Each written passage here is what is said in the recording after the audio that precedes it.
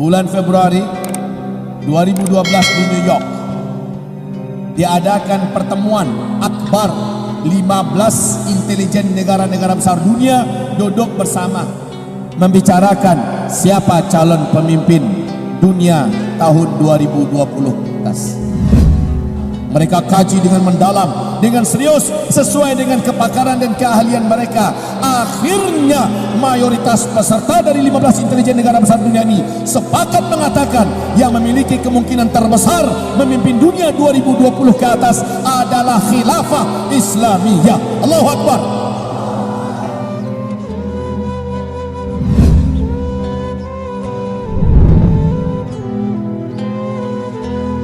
Zaman kita sekarang persis seperti kisah ini kembali, bahwa Rasulullah SAW bersabda, nanti di akhir zaman akan muncul seorang lelaki dari keturunan kandungku yang akan melenyapkan semua kezaliman yang ada di muka bumi, yang akan menghentikan semua kejahatan, yang akan menutup pintu-pintu kediktatoran dan mengembalikan dunia kepada puncak keadilan. Laki-laki itu, kata Rasulullah, dari keturunan kandungku, dari Hasan bin Ali. Laki-laki tersebut namanya mirip dengan namaku, nama ayahnya mirip dengan nama ayahku, akhlaknya benar-benar serupa dengan akhlakku, tetapi fisiknya tidak sama dengan aku, kata Rasulullah sallallahu alaihi wasallam. Orang-orang mulai mengincar-incar nih, siapa kira-kira? Allah, alhamdulillah, Rasulullah memberikan gambaran kapan kelahirannya. Rasulullah bersabda, dia lahir di akhir zaman, ditandai dengan terjadinya 2 kali gerhana dalam 1 bulan Ramadan. Nanti ketika dia sudah berusia 40 tahun, di hadis yang lain mendekati 40 tahun, sang pemimpin besar dari keturunanku ini, Nabi memberikan gelar kepadanya Imam Al-Mahdi, akan dibaiat di depan Ka'bah untuk bersedia memimpin umatku keluar dari kegelapan menuju kepada terangnya cahaya kemenangan.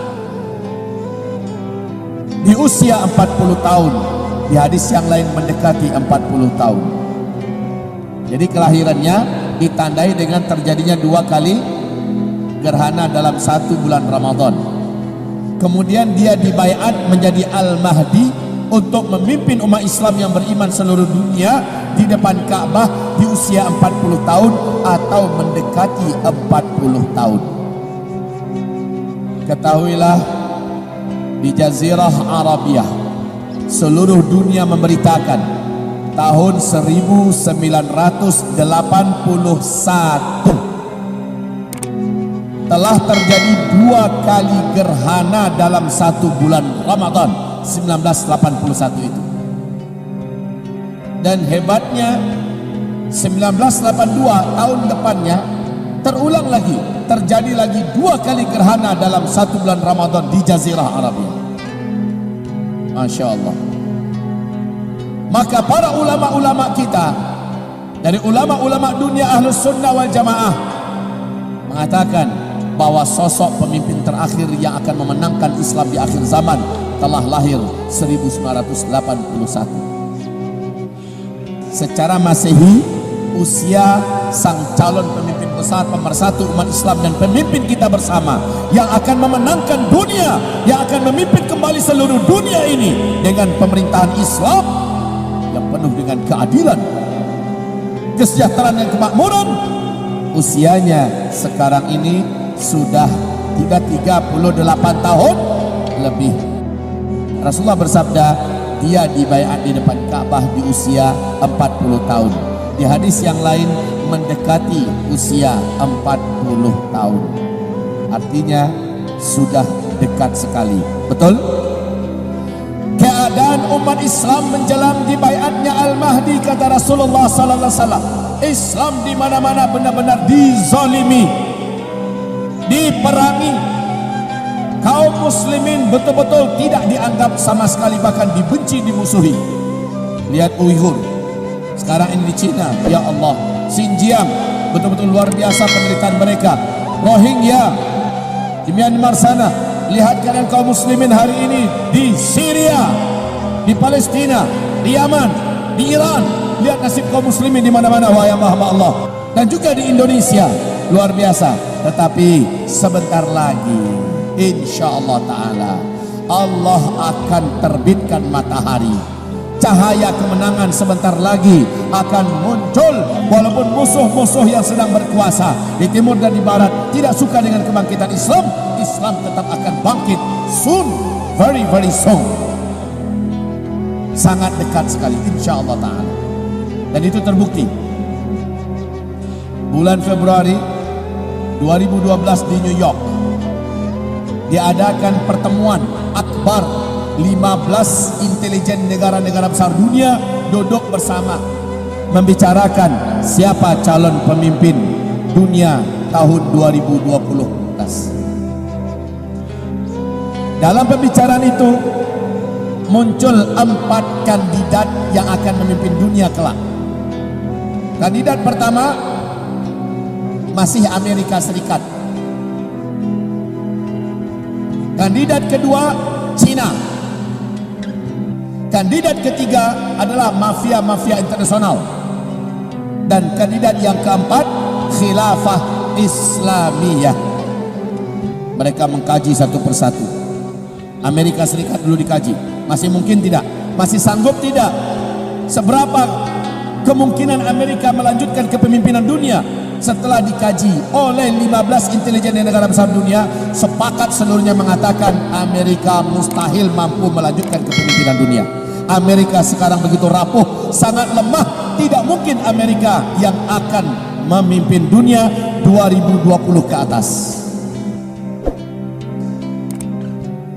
Dikaji Cina dengan segala kemampuan yang dimiliki oleh Cina, segala peluang-peluang yang ada pada Cina untuk memimpin dunia, maka mayoritas peserta sepakat mengatakan, intelijen-intelijen besar dunia ini sepakat mengatakan tidak, Cina sangat rapuh untuk bisa memimpin dunia.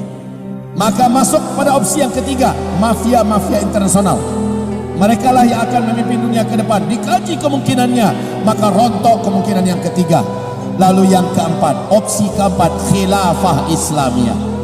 Mereka kaji dengan mendalam, dengan serius, sesuai dengan kepakaran dan keahlian mereka. Akhirnya mayoritas peserta dari 15 intelijen negara besar dunia ini sepakat mengatakan yang memiliki kemungkinan terbesar memimpin dunia 2020 ke atas adalah khilafah Islamiyah. Allahu Akbar. Peluang yang disebutkan oleh 15 intelijen negara besar dunia ini di New York di pertemuan NIC bulan Februari itu sesuai dengan nubuat Nabi. Kalau sekarang Al-Mahdi sudah di usia 38 tahun lebih secara hijriyah, artinya 1 atau 2 tahun lagi kita sudah punya pemimpin besar dunia ke depan. Betul tidak? Allahu Akbar.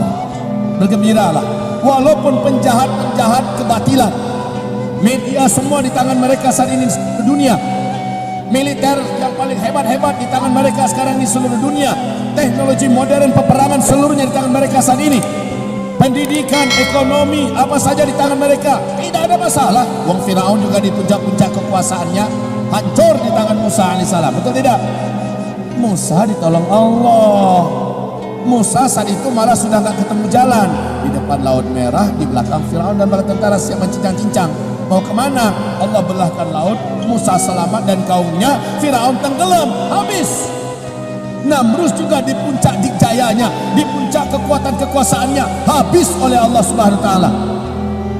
Sejarah akan terulang. At-tarikhu yu'idu nafsahu. Tarikh sejarah akan kembali terulang.